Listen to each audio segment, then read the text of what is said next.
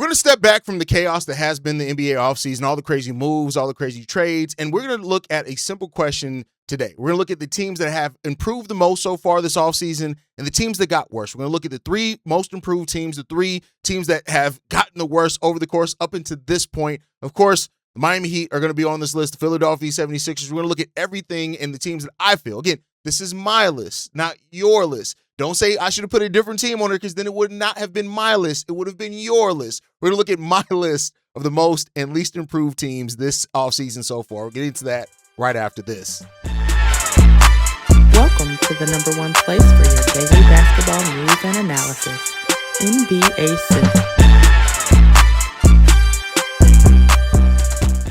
What's going on, basketball fans? Welcome to another episode of the Full Court Podcast. My name is Haize, but more importantly, you guys can follow the channel at the Full Court Podcast YT on every social media platform we happen to be on. Before we get started, though, make sure you guys hit that subscribe button. We're trying to get to 10,000 subscribers by the start of the 2026-27 season. We can only do that with your guys' assistance and help. So go ahead and hit that subscribe button. It helps the channel grow. In exchange for that, I'll be giving you guys some of the best daily NBA content you're going to find on all of YouTube. With that said, let's go ahead and get to it again. I want to rephrase this once again so everybody understands. This is my list. This is not your list. If you change anything, then it becomes your list, not mine. So I don't want to get into any back and forth on who I should have had where, what, anything. Now, you can't give me your list of the teams that you think have improved the most or the teams that you think have gotten the worst over the course of this offseason. That's perfectly fine, but it wouldn't be my list then. With that said, let's go ahead and get into it, man. The team that I'm going to bring up first is the Miami Heat. I think that they had a really good offseason, and they did so with adding a star in Giannis Antetokounmpo. Like, when you add a player the type of Giannis Antetokounmpo, you are going to, simply put, be towards the top of the list. Miami Heat have been trying to improve and add a star to the roster for so long. And for so long, they have been hesitant to give up players to really get that done. So the key additions for the Miami Heat this offseason has been Giannis Antetokounmpo, Bobby Portis, and Tim Hardaway Jr. When you look at it, they lost the 13th overall pick, Nate Ament, in the Giannis deal. Ryan Conwell as well at pick number 37. He went out as well in a draft day trade. Miami, they added the single best player acquisition of the offseason. They landed a 2-time MVP, a 10-time All-Star, along with Bobby Portis as well, who plays really well off Giannis Antetokounmpo in regards to that one. And, you know, they paid a price to it. They sent out Tyler Hero, Jaime Jaquez, Khalil Ware, Kasperius Jokic, Nate Ament, right? 2 future first picks as well, a pick swap, and a second. That's what they had to do to get Giannis Antetokounmpo in the building. And while the draft piece absolutely hurts Miami Heat's depth, and we're going to have to see what they continue to add with depth to that roster, they added a weapon to go along with Bam. They're going to have really good front court defense in regards to it, and that move alone makes them be one of the best teams. They landed the best player that was available this offseason. Now, they some people are going to talk about Jaylen Brown and stuff like that, but they landed the best player available in this NBA offseason, and because of that, they got to be ranked at number one. They finally were able to seal a deal that they've been trying to get done for so long. They still got Davion Mitchell there, who I really like. Andrew Wiggins returns. I think his three-point shooting is going to be really important. Now, the bench of the Miami Heat is going to be something to watch and see how it ends up working out, of course. But you know what else I do like that the Miami Heat added in this draft is Ryan Conwell out of Louisville. I think this guy is going to be a really good bench scorer at the NBA at minimum. Now, I don't know how much that plays off in year one for this team, but I like of what they did. Of course, you look at them, and the reason why they improved the most, like I said, the Giannis acquisition mattered so much there. Tim Hardaway Jr. helps replace some of the perimeter scoring that they lost as well. And when it comes to this one, I can admit, this is superstar math. The superstar math, they went from a team that was struggling around the play-in to a team with a legit star and one of the best players in NBA history. That's what they added. Now, of course,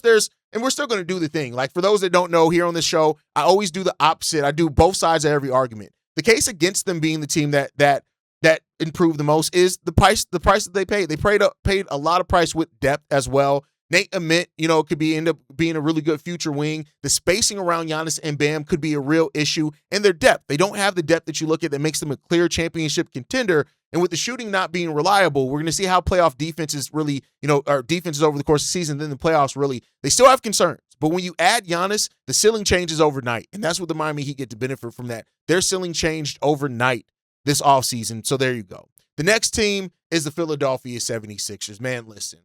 Jaylen Brown and adding him to this team has made them a real threat. There's just no doubt about it. They are a real threat. Now, how much of a threat is going to be how much you are going to look at the Jaylen Brown acquisition. When you look at the Philadelphia 76ers, Jaylen Brown, Anfernee Simons, Dean Wade, they added a nice amount of nice young players that make sense for this team, right? And yeah, of course, when you look at the draft and, it didn't push them over the board or anything like that, but they got Labaron Philon as well in this draft, right? And that's another guard that can create as well. That's why they let Quentin Grimes go along with, Jared McCain leaving in the trade deadline. I think when you look at it as well, like Brown just gives them a much cleaner fit. He replaces everything Paul George brought in a lot cleaner of a way. And, if Joel Embiid can be healthy in the playoffs, I think this is a team that can make a real move in the Eastern Conference. Jaylen Brown is younger. He's more explosive. He's more physical than Paul George. He fits better with Tyrese Maxey and Joel Embiid. Anfernee Simons gives them another shot creator that can come off the bench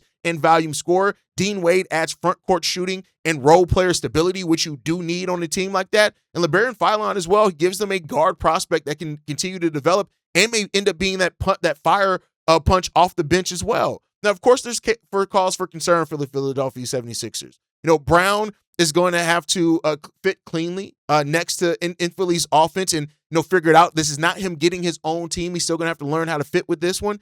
And Joel Embiid's health is always a concern there. That never goes away. And while Simons does add scoring, the defense is going to be a major concern there. You lost Quentin Grimes. You lost Kelly Oubre Jr. And sometimes that continuity is what can help you, especially with the major change, stay over the top. They got better, but did they get better enough to really move up considerably in the East? That's what we're going to see. They got younger, they got faster, they got tougher, and Jaylen Brown gives them a cleaner, higher ceiling than what Paul George did. So that's why they are on this list. Next up, and a team that I hesitated to put on this list, because you guys know, I do Chicago Bulls Central. I cover the Chicago Bulls every single day. And one thing I try to do on the Full Court podcast is not talk about the Chicago Bulls as much, because naturally people are going to think that I'm biased. And I can't blame anybody for thinking that, right? But I think that the Chicago Bulls, they are the number 3 team. Not saying that they improved third the most, but they're number 3 on my list because they have an actual direction. Say what you will, right? And this is not just about how they improved on the basketball court. They got rid of a front office. They got rid of a head coach that was all kind of middling, right? And then they had a really good draft, adding Caleb Wilson and Dailyn Swain in the draft for this team that needed star upside, getting the number 4 overall pick in Caleb Wilson. That adds that star level upside. He's going to have some things he's going to have to work on. But then I like the moves that they did. Adding Nic Claxton stylistically to this Bulls team makes a lot of sense. Now, he's taken a step back over the last few years defensively. And one of the biggest questions is going to be, can he get back to that player that was in Defensive Player of the Year voting before? And is a change of scenery enough to do that? I love the acquisition of Norman Powell. They need a shooter. They need a guy that can go out there and get a bucket. When you include the draft and free agency, and when you look at what they did in changing their coaching staff and front office, this Chicago Bulls team has so much of a direction now, more than what they had before, that you got to give them that. Like, it gives them some things. They got so many things that they've been needing for a while in this team. Norman Powell adds a proven scorer. He was an all-star last year, all those type of things. He doesn't need the ball a lot. Like, people have talked about him as if he's some chucker. He averaged 10 shots a game per his career. He has 2 seasons of averaging more than 15 shots because his team needed it, and he was efficient in those years and took a large amount of threes, which the Chicago Bulls do need as well. Dailyn Swain at number 15 could be one of the best isolation scorers in college basketball, gives them so much of an upside there, as well as a defender player as well. They have improved themselves in the present and in the future. Now, it's more of a long-term upside thing here, because I still don't think that they're going to be a team that's going to, make a top 6 push or anything like that. But I do think that they've improved themselves as well. Now, the case against the Chicago Bulls comes down to this. They still don't have a true number 1 option, right? Norman Powell's going to fit that bill, but they don't have a number 1 go-to option that can just get you a bucket and put the team on their back. Powell helps the scoring, but he's not a franchise closer in regards to that. And he's 33 years old on a 2-year deal, the second year being a team option. Rookies are still rookies. And even if Wilson and Swain do have major upside, it could be a while before they end up hitting on all that. And, in regards to that, and then you look at the players that they lost at the trade deadline in Io and Kobe and what they got with their new team. So there goes in regards to that.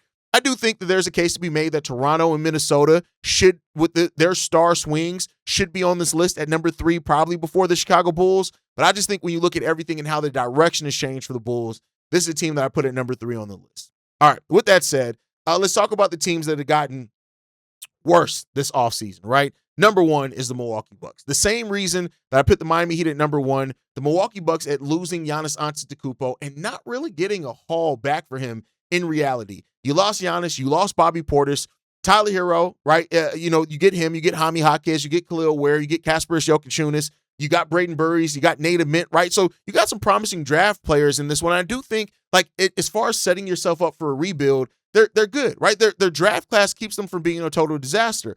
And if they go on to flip a Tyler Hero, a Jaime Jaquez, right? If they go on to flip these guys and get even more assets, cool, the future looks bright. But in the immediate, they've gotten a lot worse, right? You gave up the best asset on the board this offseason. Because of that, you're going to be listed on this. Now, like I said, the case for them to not be on this and the case for them long-term is that they got multiple young pieces. If you develop those young pieces and 2 or 3 of those guys hit, that's going to be great for you in the long run, right? I do think Hero and Jaquez are productive NBA players now. Jaime Jaquez was in the 6th Man of the Year voting. And while I don't think that's going to necessarily play off the best for the Milwaukee Bucks, you can turn around and flip those players and they can turn into something for sure and get more assets for you for winning teams. So watch out for that as the season goes on, especially at the trade deadline. Long term, there's a path. Short term, they got considerably worse, and we'll see where that's going to lead.